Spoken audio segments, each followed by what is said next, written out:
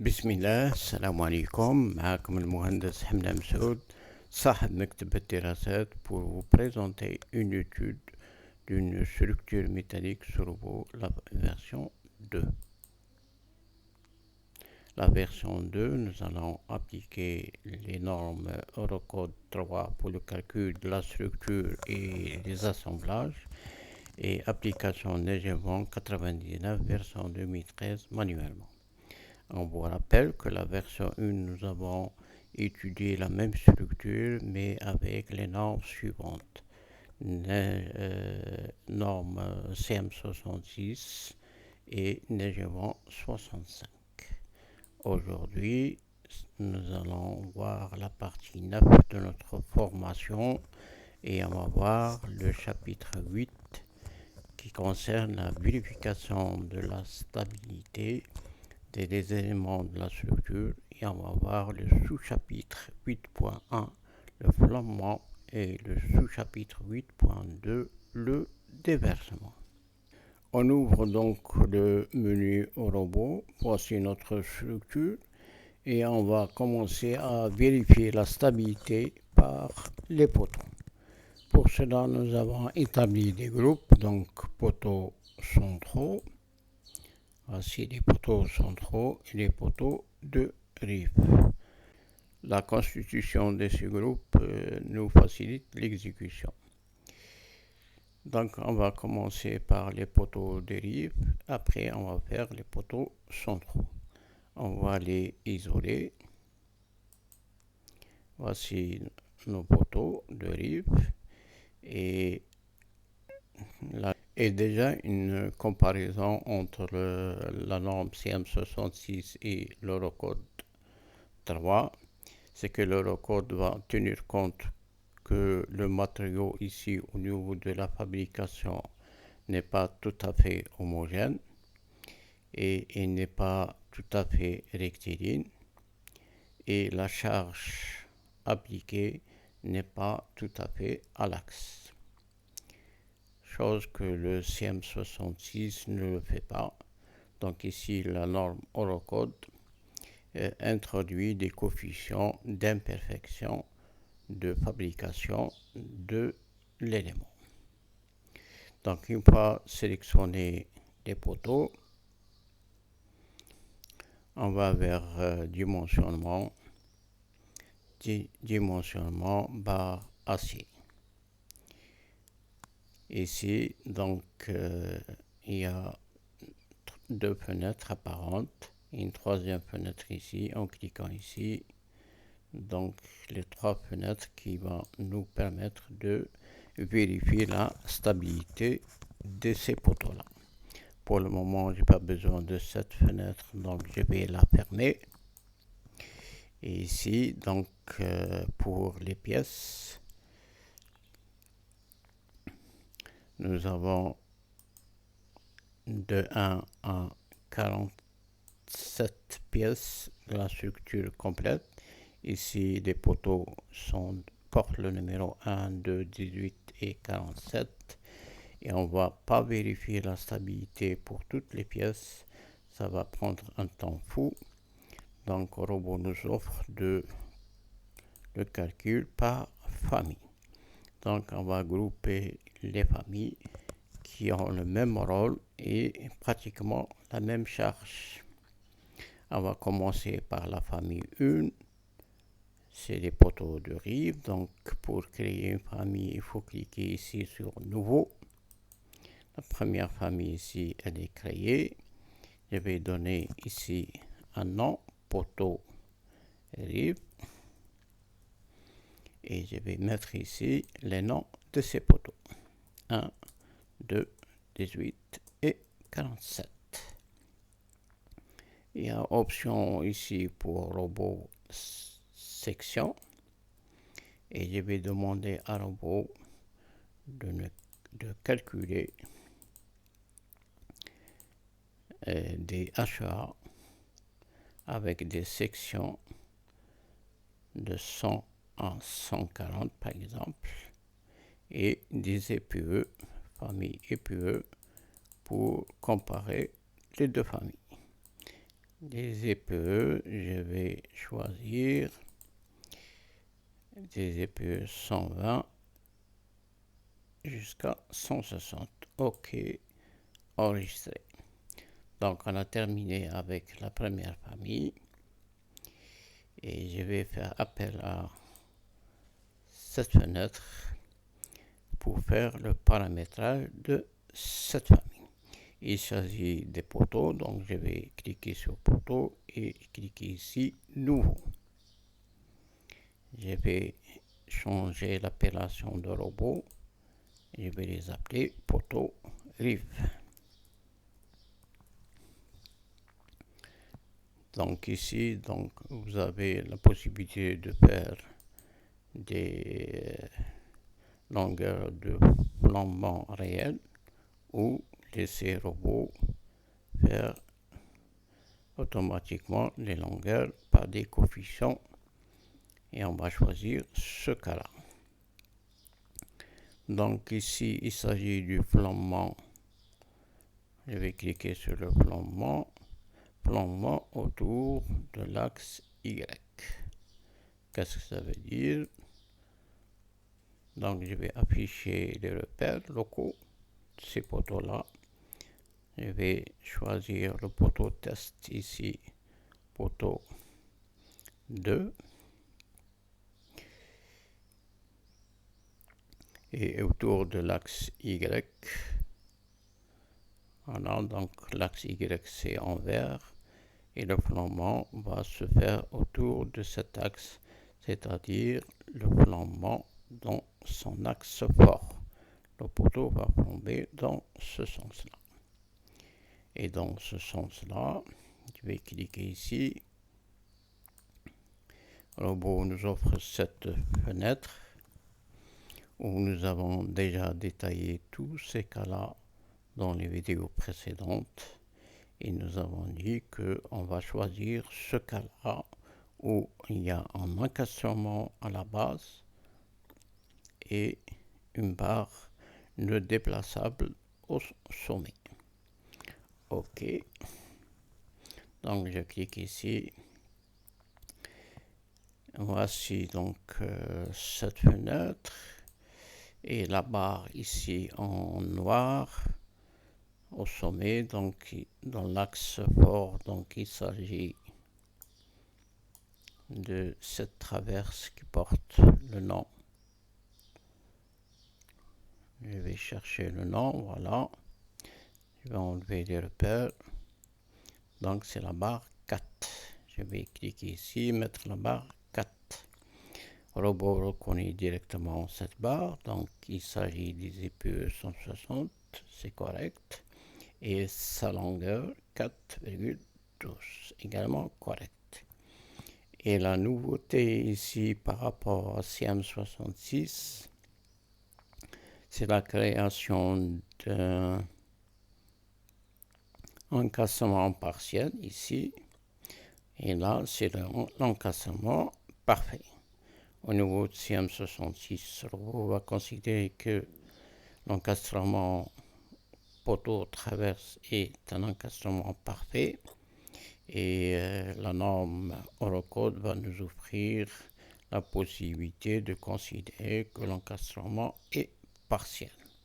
Parce qu'en réalité, vous ne pouvez jamais réaliser un encastrement parfait à ce nœud-là, même si vous renforcez par des boulons HER ou avec des platines importantes, vous ne pouvez jamais réaliser un encastrement parfait à ce niveau-là et la norme va en tenir compte. Donc ici, il faut cliquer sur encastrement partiel et tester la barre. On va zoomer. Donc la barre test ici, donc c'est le poteau 2 qu'on va tester. Et là, nous avons le coefficient de flambement qui est égal à 1,12 avec ces conditions-là. OK. Ça, c'est autour de l'axe Y. Maintenant, on va faire le flambement autour de l'axe Z. Donc, je reviens mes repères autour de l'axe Z. Donc le poteau va plomber dans son axe faible. Et dans son axe faible, il y a la sablière qui est articulée à ce niveau-là. Et encastrement à la base. Donc je vais cliquer ici et je vais choisir encastrement, articulation. OK.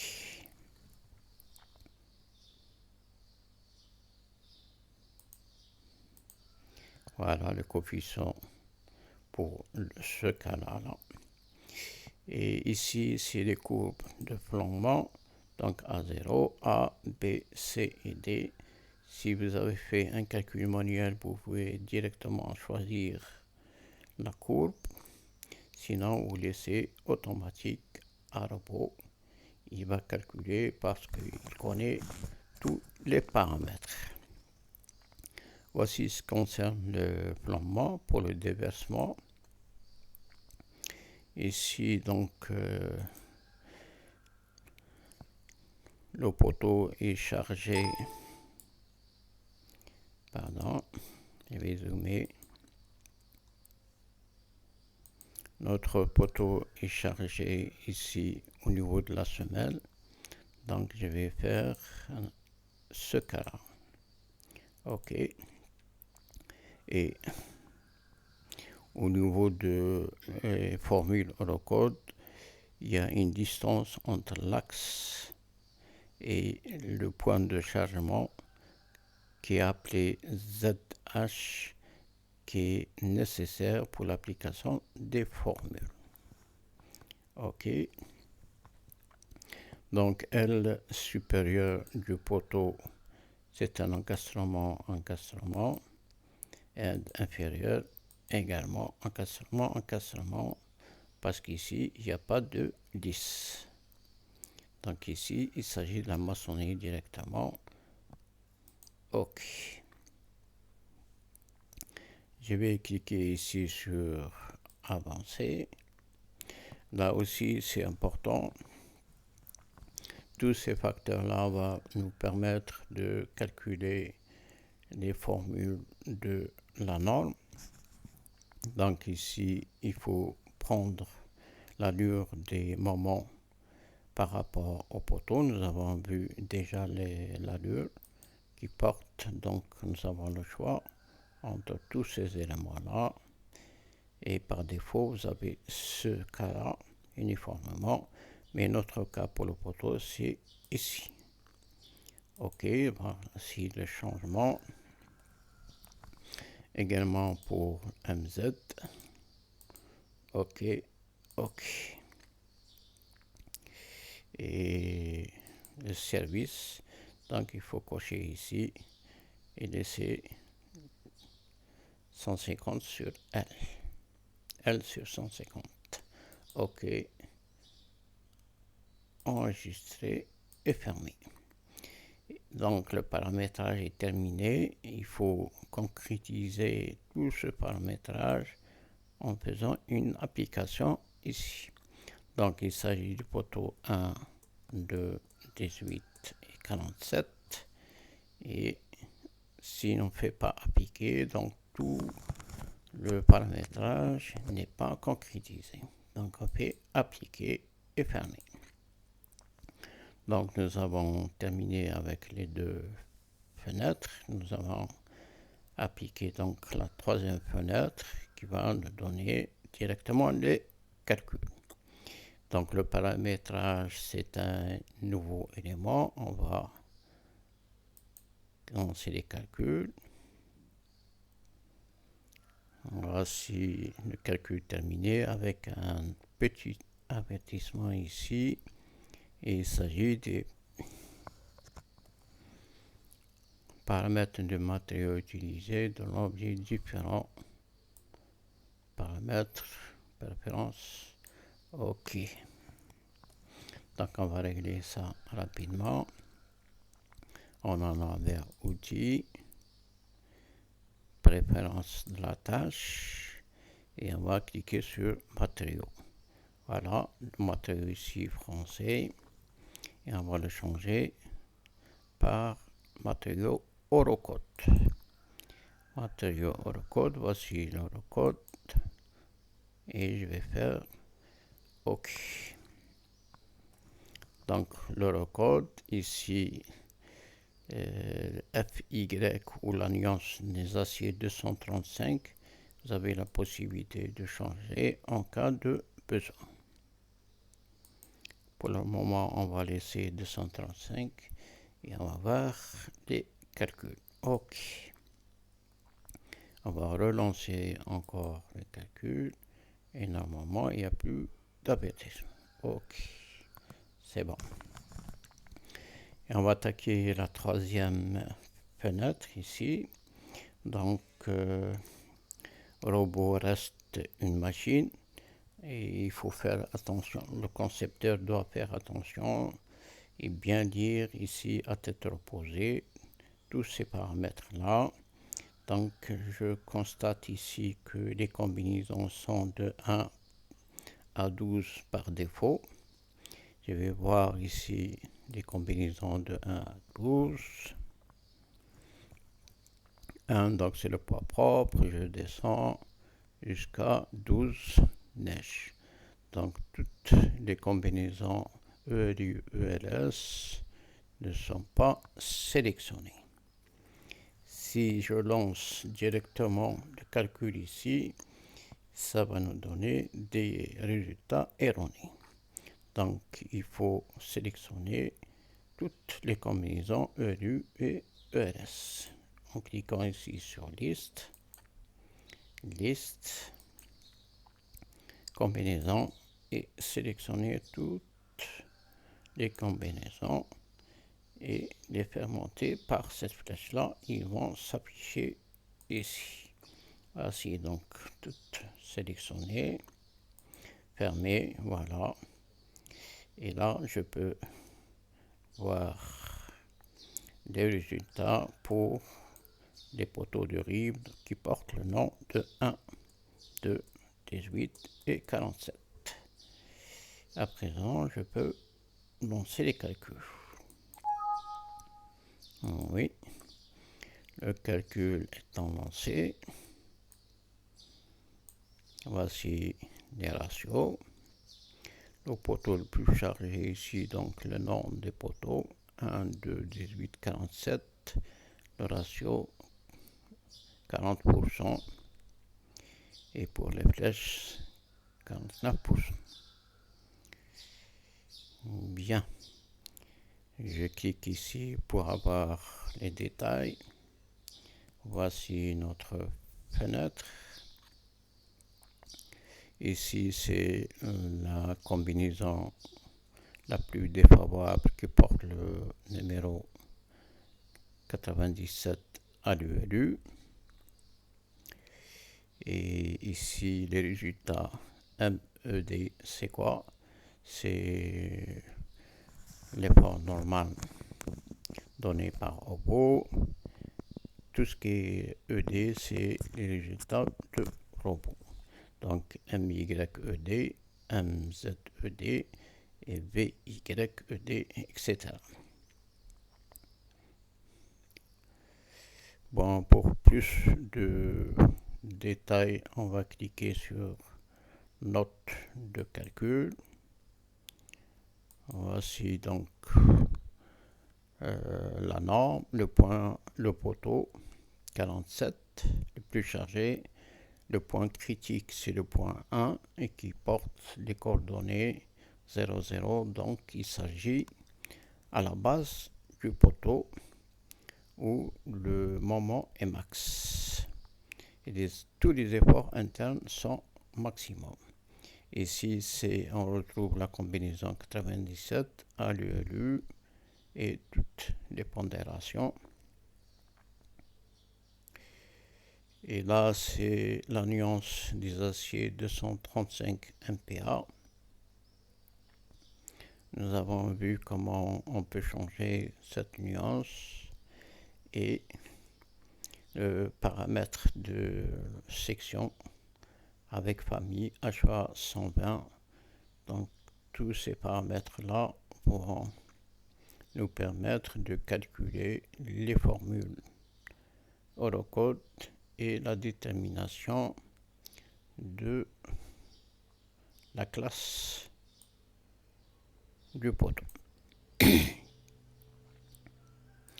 Donc on va essayer de décortiquer en détail tous ces paramètres-là et on va commencer par déjà les points critiques. Donc le premier point, on va voir le point critique. Comment déterminer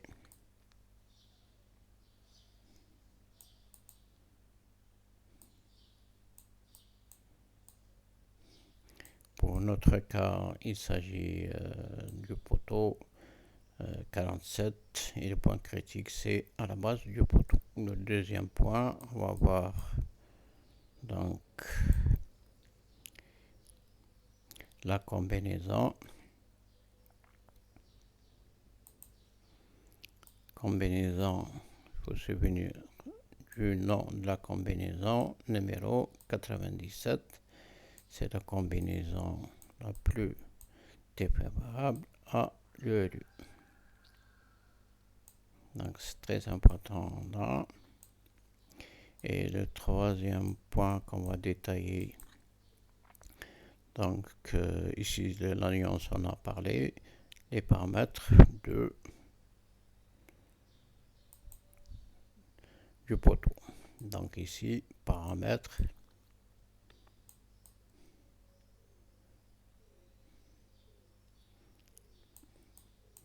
HEA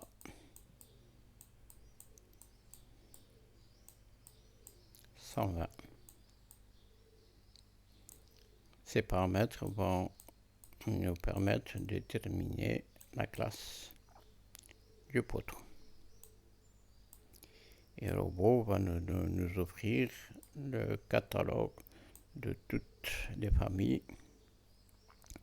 Et quatrième point qu'on va détailler, donc les efforts internes ici. Donc effort interne au niveau du poteau. Quatrième point, donc NED,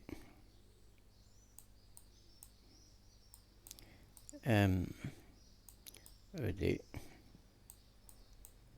et VED. Dans le deux sens, donc sens Y et sens Z. OK. Donc on va sortir de cette fenêtre. Et là, je vais vous demander de cliquer ici sur résultats détaillés.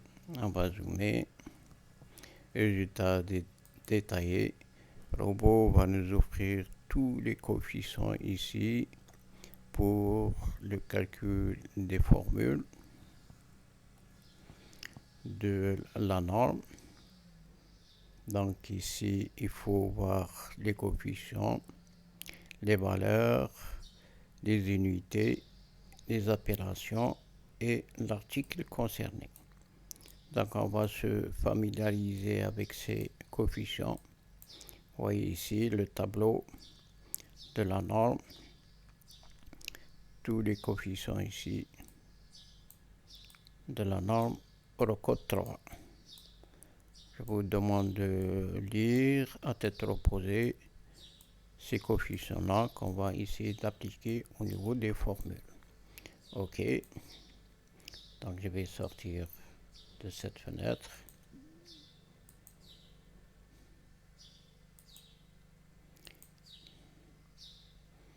Voir le poteau 47, le plus chargé. Je vais encore l'isoler. Donc le point critique, nous avons vu que c'est à la base. C'est pas toujours évident à la base, donc il peut être à l'intérieur, au sommet. Donc le robot va calculer le point critique de l'élément. Et on va chercher la combinaison 97. Allez. Si je clique ici, donc la combinaison 47, je la trouve pas ici. Sélectionner, donc ici c'est des courbes enveloppes. Et je vais montrer comment déterminer toutes les combinaisons dans cette fenêtre-là. Donc en allant vers chargement, combinaison, tableau des combinaisons. Voici toutes les combinaisons et je vais sélectionner toutes les combinaisons.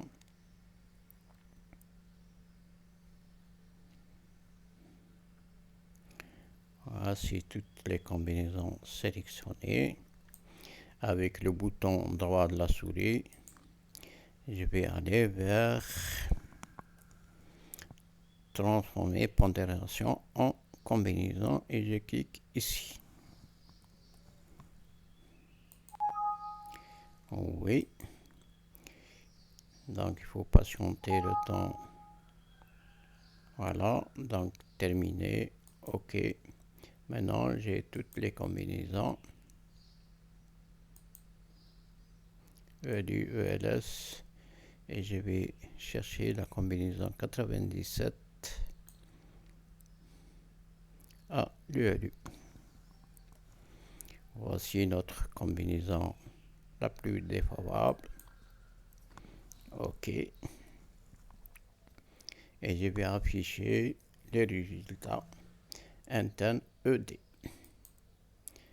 Résultat, diagramme barre. Je vais commencer par MY appliqué.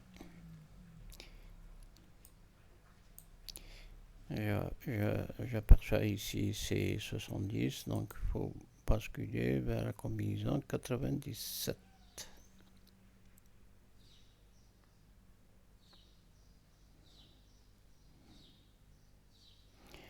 Voici la combinaison 97. 97. OK. Et je retrouve mon moment à la base, conformément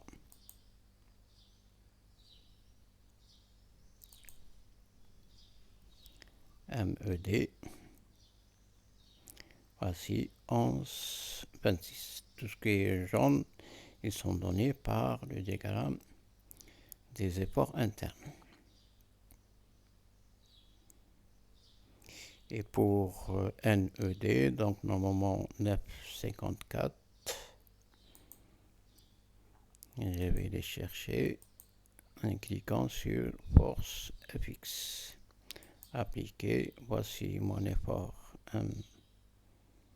MED 9,54. Et la même chose pour l'effort tranchant, toujours sous cette combinaison. Et MZ.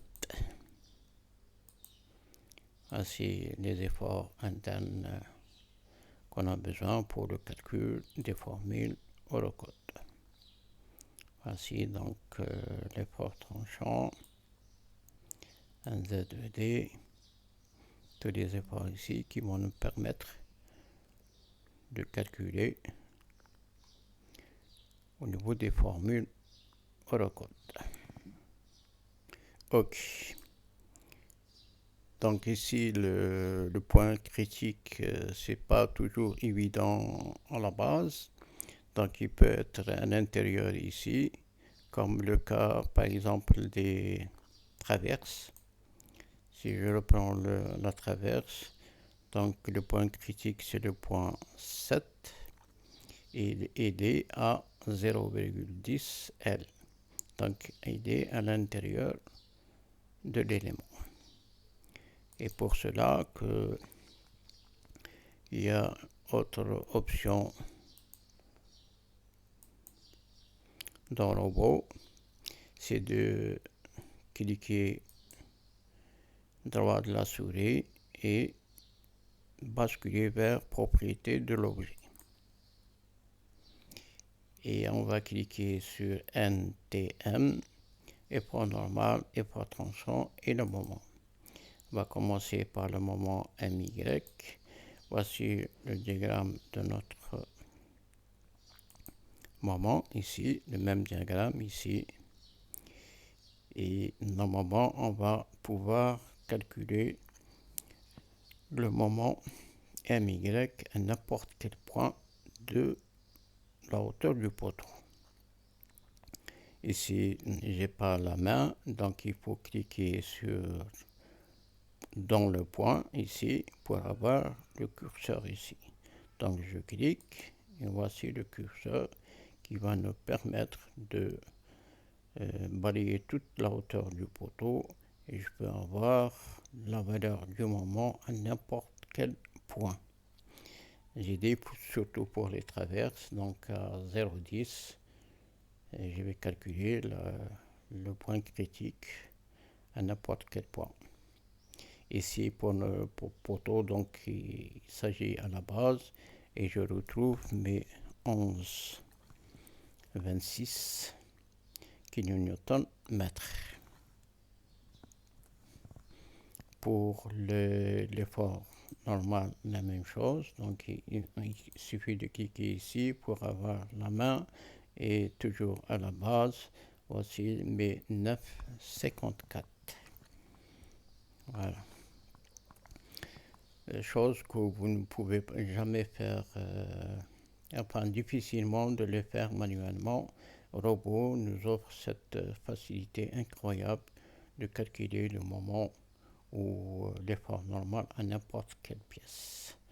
Ok. Il nous reste des paramètres. Comment déterminer les paramètres de toutes les familles, pas uniquement de HEA, pour permettre de calculer la classe. Donc on revient à robot, appliquer, pardon.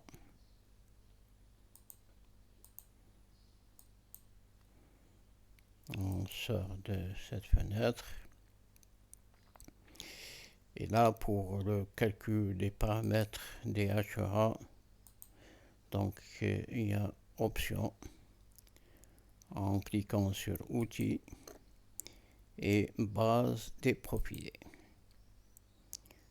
Donc robot nous offre cette fenêtre très importante. C'est tout un catalogue de tous les profilés et je clique sur la famille HEA, mon poteau HEA 120. Donc j'ai ici la semelle, l'épaisseur de la semelle, l'âme, le rayon ici, la hauteur totale. Et là j'ai tous les paramètres, la surface, le moment d'inertie et ici les W plastique, enfin tous les paramètres qui vont nous permettre de calculer la classe des éléments. Voici donc les détails qui vont nous permettre de calculer les formules Eurocode. Voici ce que nous attend pour la prochaine vidéo, Inch'Allah. Donc il s'agit du flambement et déversement sous l'effet d'une compression et d'une flexion pour les poteaux. Donc voici les formules proposées. Donc l'article 6.61, 6.62 et NED, nous avons déterminé lors de cette vidéo MYED, MZED. Il nous reste à détailler les coefficients ici, XI, Y, XI, LT et tous les détails de cette formule-là. Voici les différents cas, classe 1, classe 2, classe 3 et application des formules qu'on va détailler dans la prochaine vidéo, Inch'Allah. On vous remercie vivement de votre attention. Salam.